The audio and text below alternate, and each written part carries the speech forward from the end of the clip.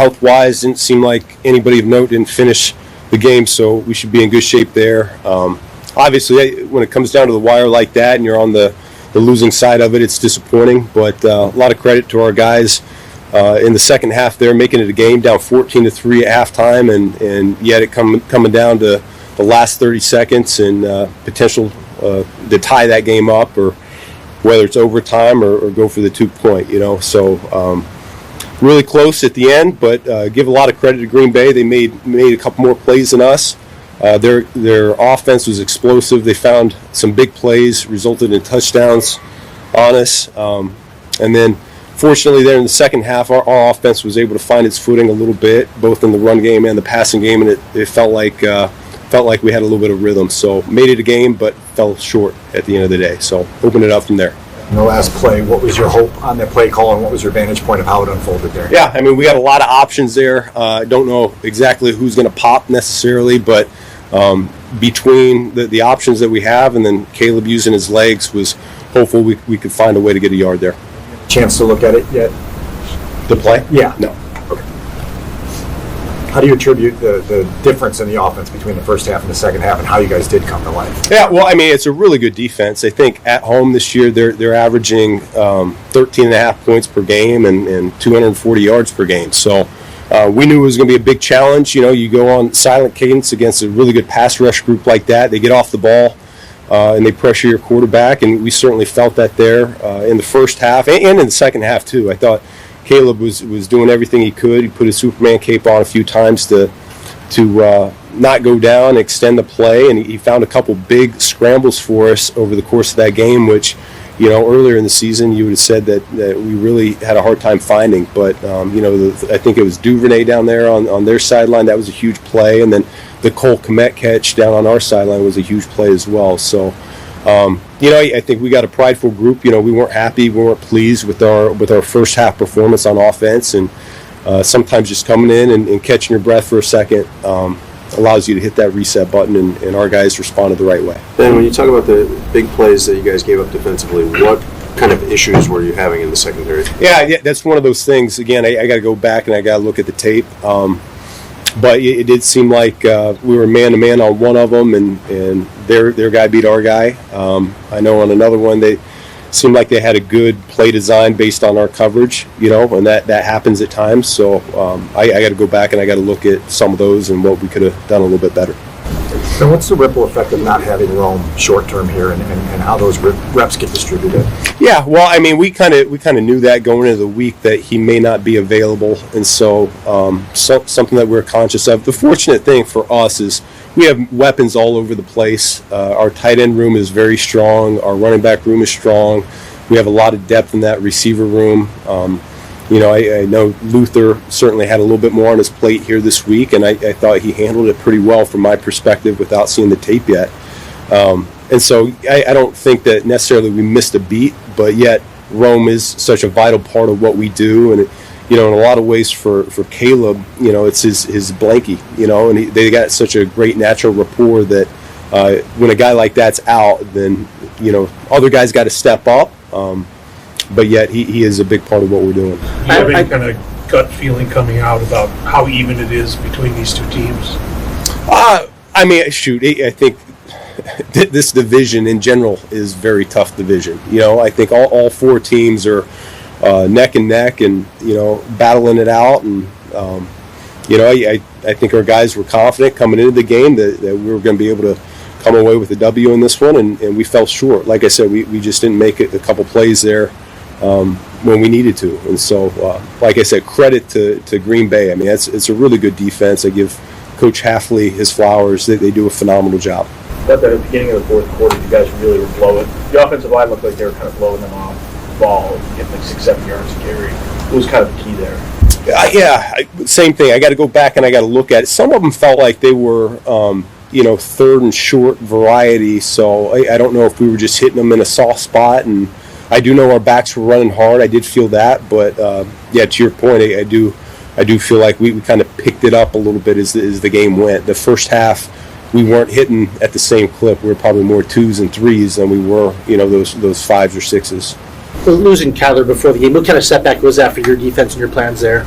Well, I mean, we adjust on the fly. That's no problem. That's what we always do. And so we had a plan. DA does a great job with that. Next guys were popping up, and they answer the call, and we don't miss a beat that way. But Kyler's a really good player, and we're better when he's out on the field. So you do miss that, and when it happens in pregame like that, it also takes you down a man going into the game too. So if you know that going into the game, at least you can have someone else up on the active roster for you there to fill in and be another body, whether it's on offense or defense. So it's one of those things. It's a shame that it happens like it did, and we'll see the extent of it. Ben, what was your first experience in this rivalry like, with the environment, the intensity, and what's in your mind about circling back and seeing them again in 2 weeks? Well, yeah, I mean, I think just in terms of playing at Lambeau, this is my 7th year in the division, and I do think there's some aura that comes with playing here, and competing here. I love it for our guys. There's, this is what the football gods made football to be, cold weather in December like this, and Green Bay, Chicago. I think that's outstanding.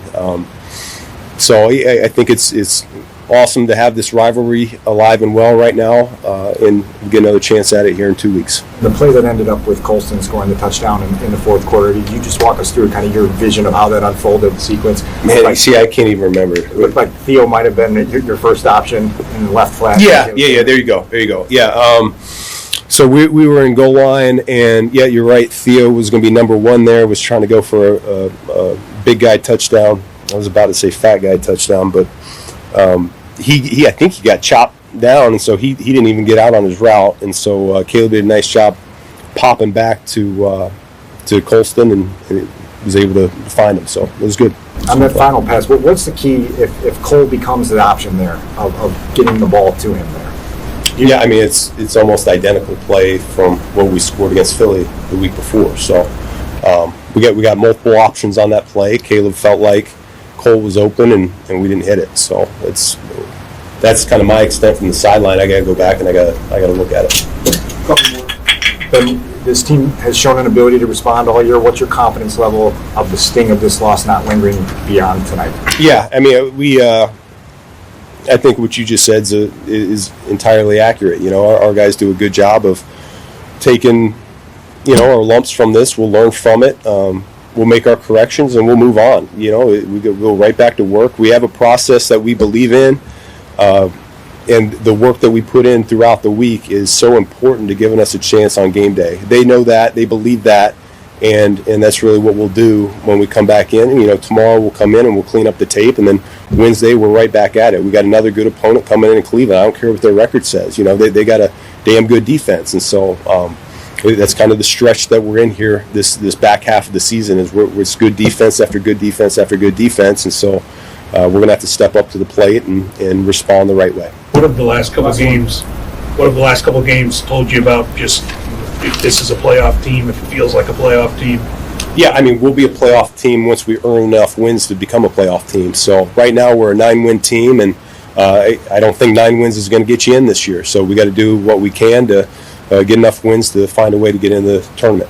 Yeah, we had about 2 or 3 guys in front of either Stacking Swift or excuse me, Stacking Swift or right there with Swift, and so rolled out and saw Cole and tried to give him a big boy ball, try and let him go up for it, because I ended up seeing 25 starting to sprint, and so tried to slow him up and kind of give him a chance in those moments. It's got to have it moment, and they had a guy trailing me, and so didn't feel that I could go get it myself, and so just got to give Cole a better shot at it. I think next time just extend him a little bit more and kind of lead him. But in those moments you want to put the ball in play and trust your guy, or try to have your guy go make a play, and just got to give him a better ball. Have you had a chance to rewatch it yet?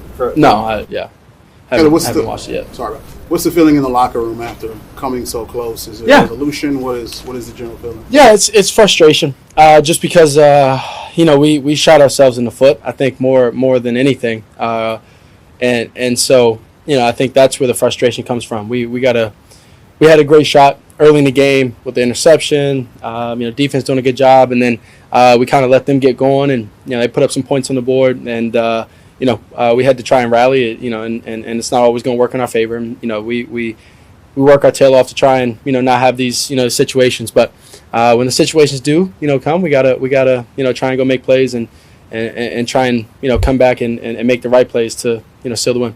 What's your from gut? a passing game standpoint? How were you guys able to get in the rhythm in the second half? They Yeah. really weren't in the first half. Yeah, I think it's mindset, and then I think it's just execution.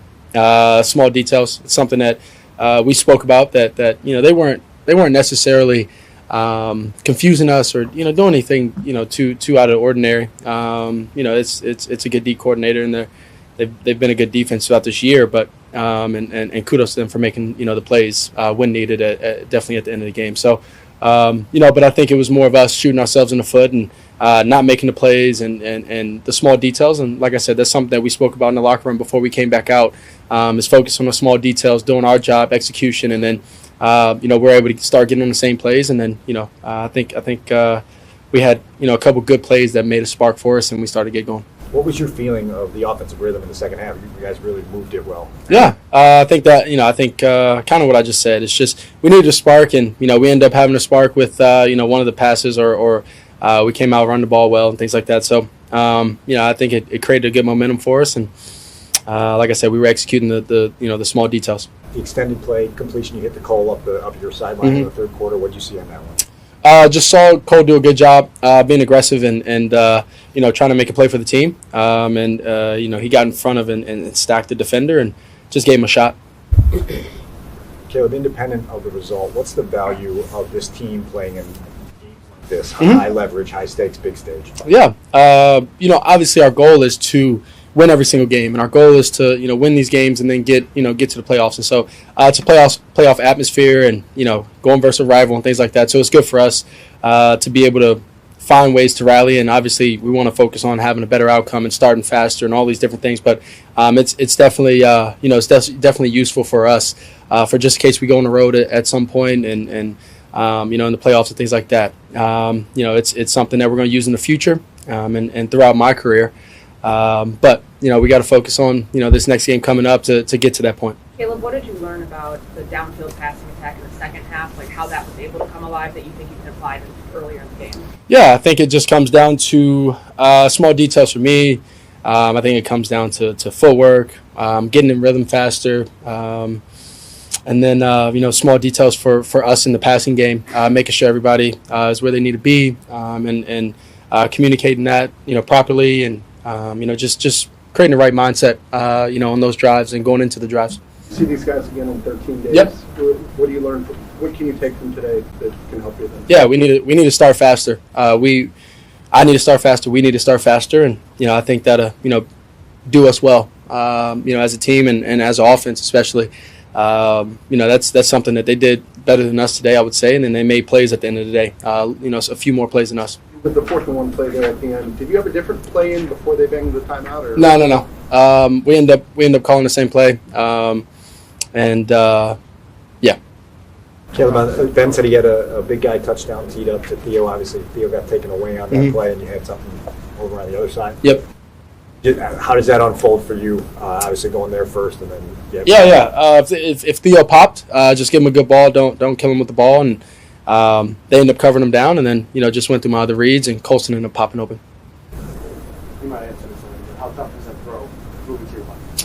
Not tough at all. Just got to give him a better ball. Thinking too much. How would you describe the emotion of Lambeau Field? Great. Yeah. The energy. You love being in these games. You love being in these competitive games. You love being in these high-stake games. You love being in away games and things like that. And that's what it's going to take. You got to win on the road. Half the season is on the road. Playoffs, a lot of times on the road. And so, just being able to cherish these moments and learn from them, whether it's a win or a loss, is really important.